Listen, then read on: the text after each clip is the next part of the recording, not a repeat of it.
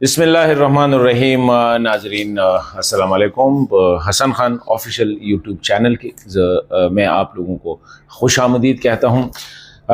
नाजरीन, आप लोगों के नज़र से एक ख़बर गुज़री होगी जो एक सीनियर पाकिस्तानी सहाफ़ी का है, और उसने ये कहा है कि ये पहलगाम का जो वाक़या है ये अफ़गानिस्तान के तालिबान ने किया है, और इस पे बात करेंगे। और दूसरी बात, उसने इंटरनेशनल इंक्वायरी का जिक्र किया है कि एक बैनुल-अक़वामी या कुछ ममालिक ने अपने दिए इसकी इंक्वायरी की है, और उसमें साबित हो चुका है कि ये काम जो है अफ़गान तालिबान ने किया है। ये बात है।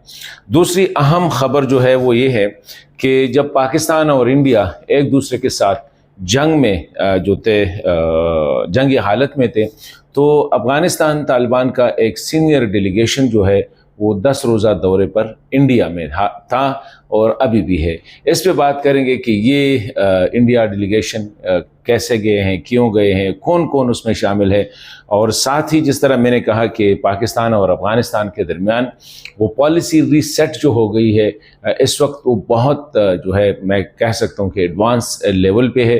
पाकिस्तान की पॉलिसी में बड़ी तब्दीली आई हैं अफ़गानिस्तान के हवाले से, और ये बात अफ़गान तालिबान भी, और जो हालत गुजरी कि जब इंडिया पाकिस्तान के दरमियान ये टेंशन चल रहा था, तो अफ़गान तालिबान ख़्वाह वो कंदहार और ख़्वाह वो काबुल, उसमें एक जश्न का समा था जब पाकिस्तान ने इंडिया को एक शिकस्त दी थी। आज इन तीनों पे बात करेंगे। पहला सवाल जो है वो जो पहलगाम वाक़े के हवाले से हैं कि एक सीनियर सहाफ़ी है, लाहौर बेस्ड जर्नलिस्ट, उसका आर्टिकल आज छपा है, आप लोगों ने देखा होगा।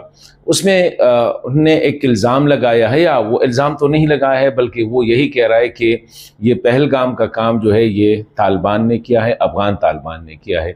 अफ़गान तालिबान ने क्यों किया है इस पे बात कर रहे हैं, जिस तरह मैंने कहा। लेकिन जो ही ये वाक़या हुआ, आप लोगों को पता है कि इंडिया ने बग़ैर तहकीकात के पाकिस्तान पर इल्ज़ाम लगाया और इस खित्ते को एक न्यूक्लियर जंग की तरफ जो है वो धकेल दिया। उसके बाद जो हुआ वो सारा आप लोगों के सामने है कि पाकिस्तान पे हमला किया, और पाकिस्तान ने 2 दिन बाद जो है 3 दिन बाद जो है उसका जवाब दिया, और ऐसा जवाब दिया कि वाकई दुनिया ने देखा कि पाकिस्तान ने रिटेलिएट जो किया, कैसे रिटेलिएट किया। लेकिन ये जो साहब है ये क्यों कह रहे हैं?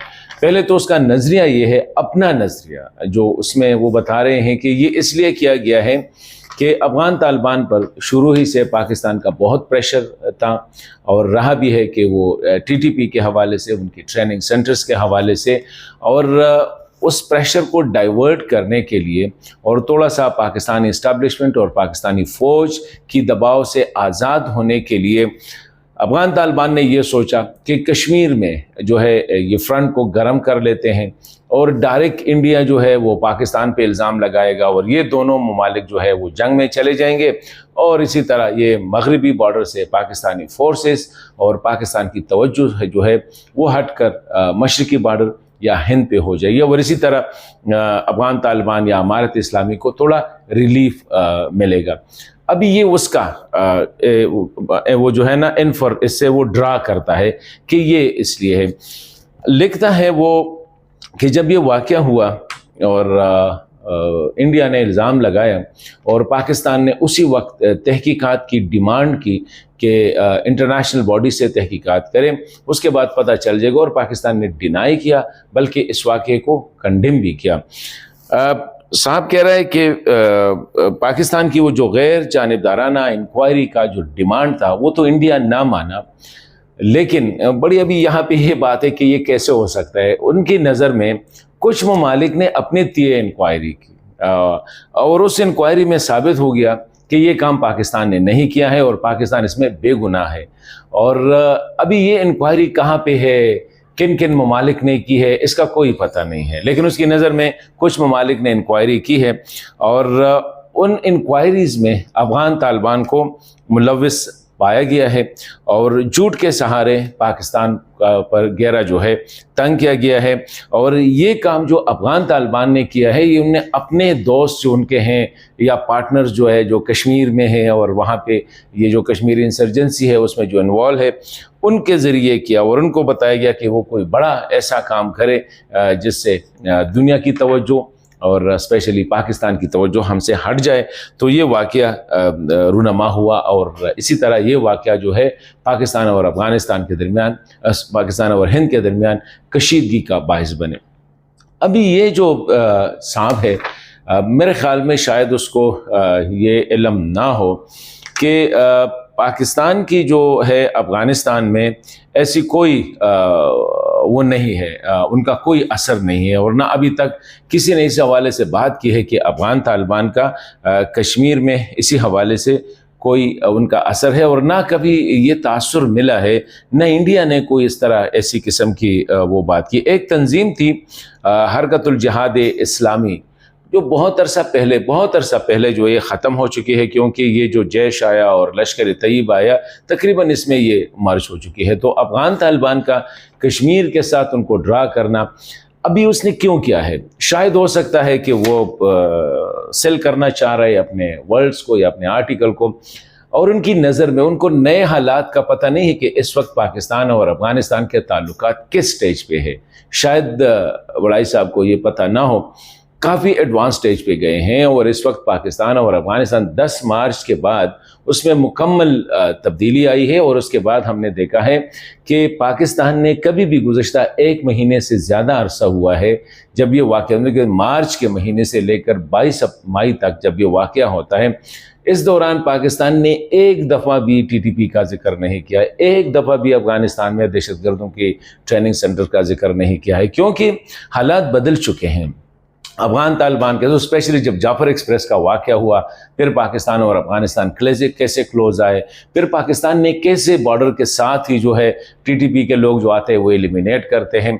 उसके बाद ये कैसे मुमकिन हुआ कि TTP का कोई बड़ा हमला नहीं हुआ। छोटे छोटे हमले होते रहते हैं लेकिन कोई बड़ा ऑर्गेनाइज हमला नहीं हुआ, ये क्यों नहीं हुए? इस तरह शायद उनको ये भी पता न हो कि पाकिस्तान की पॉलिसी में बहुत ज़्यादा तब्दीली आई है और तब्दीली यही आई है कि अब काबुल के साथ इस्लामाबाद का डायरेक्ट वास्ता है, कंदहार के साथ डायरेक्ट लिंक है।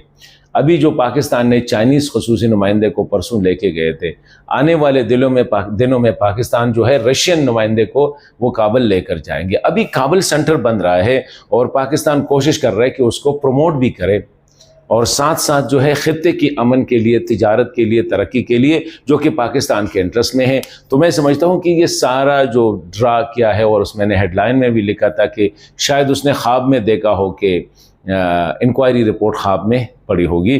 तो ऐसा इस तरह इतना वो करना, शायद वो पाकिस्तानी इस्टेब्लिशमेंट के जो पुराने बाबे थे उनको खुश करने के लिए कि जो भी वाक़या होता है इस खित्ते में, रीजन में, वो जाके अफ़गानिस्तान पे डालना या अफ़गान तालिबान पे डालना, ये मुझे बड़ा अजीब लगा। अफ़गान तालिबान का वैसे भी इससे कोई ताल्लुक़ नहीं है। हाँ, वो पाकिस्तान की विक्ट्री पे खुश है, कंदहार वाले भी खुश है, काबुल वाले भी खुश है। तो ये मैं बात करना चाह रहा था। दूसरी अहम बात जो है वो रिपोर्ट्स में आप लोगों ने देखा होगा कि अफ़गान तालिबान का एक डेलीगेशन जो 2 बंदों पर मुश्तमिल है वो इंडिया में 10 दिन के दौरे पे है और ये रिपोर्ट करने वाले ने कहा है कि ये सीक्रेट विज़िट है।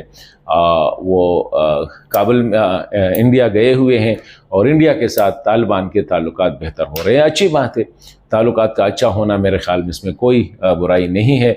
जितने ममालिक के साथ, पाकिस्तान चीन के साथ भी अच्छे ताल्लुक़ रखा है, रूस के साथ भी, अमेरिका के साथ भी, सब ममालिक से कोशिश कर रहा है कि सबको बैलेंस करे। ये डिप्लोमेसी की नाइसिटीज़ जो है ये डिमांड भी करती है कि होना चाहिए, लेकिन उसको ये रंग देना कि ये शायद पाकिस्तान के ख़िलाफ़ या जो है कोई क्लैंडस्टाइन है, ये गलत लगता है। ये जो 2 बंदे हैं, इसमें एक है डिप्टी इंटीरियर मिनिस्टर है सदर इब्राहिम साहब, जो कि हक्कानी नेटवर्क के सीनियर रहनुमा भी है और उसमें वो शामिल है, और दूसरा जो है वो नंगरहार के गवर्नर है मुल्ला गुल मोहम्मद, जो कि नईम बड़ीच के नाम से वो याद किए जाते हैं। ये दोनों इंडिया में है और वहाँ पे उनका ये, और वाकई वो इंडिया में है। इसी पे अब मुख्तलिफ राय आ रही है।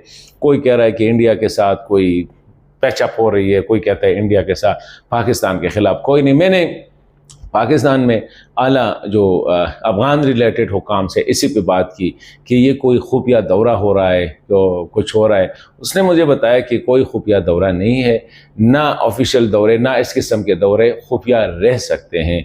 अफ़गान तालिबान भी इतने बेवकूफ़ नहीं है कि कोई इस तरह खुफिया कार्रवाई कर, उनको पता हो कि पाकिस्तान को पता नहीं होगा या ईरान को या किसी दूसरे मुल्क। उन्होंने बताया कि ये दोनों जो है वहाँ पे इलाज के लिए गए हुए हैं, और स्पेशली जो सदर इब्राहिम साहब वो जो है इलाज के लिए इस वक्त वो इंडिया में है। और पाकिस्तान को भी पता है, इमारत इस्लामी को भी पता है, और सबको पता है कि वहाँ पे वो है और वो कैसा। फिर दूसरी बात ये है कि हक्कानी नेटवर्क के रहनुमा को जो है ठीक है, पाकिस्तान पे तनकीद वो तो और बात है, सियासी चीज़ें हैं, ये होती रहती है, परेशानियाँ खफगान वगैरह होती रहती है, लेकिन कोई ऐसी चीज़ नहीं। अभी ये जो पाकिस्तान इंडिया के दरमियान जो हो रहा है, और इंडिया और पाकिस्तान और तालिबान इमारत इस्लामी के दरमियान जो ताल्लुकात बेहतर होते जा रहे हैं, तो मुख्तलिफ साइड से इस पर अटैक होंगे डेफिनेटली। कुछ लोग नहीं चाहते हैं, कुछ लोग अपने ज़हनी इख्तिरा को जो है यही नाम देंगे, जिस तरह ये पहलगाम वाक़े को तालिबान के साथ जोड़ना, और इसी तरह ये इंडिया का जो विज़िट है इसको भी पाकिस्तान के ख़िलाफ़ उसमें खाते में डालना। ऐसी कोई नहीं है इस वक्त, जो मैं देख रहा हूँ, जो मैं ऑब्ज़र्व कर रहा हूँ, और जहाँ तक मेरा एक्सेस है, पाकिस्तान और अफ़गान तालिबान के दरमियान ताल्लुकात एक बेहतर स्टेज पे हैं, एक बेहतर जो है उस पर जा रहे हैं, और आइंदा के लिए उम्मीद भी यही है कि ये मज़ीद बेहतर हों।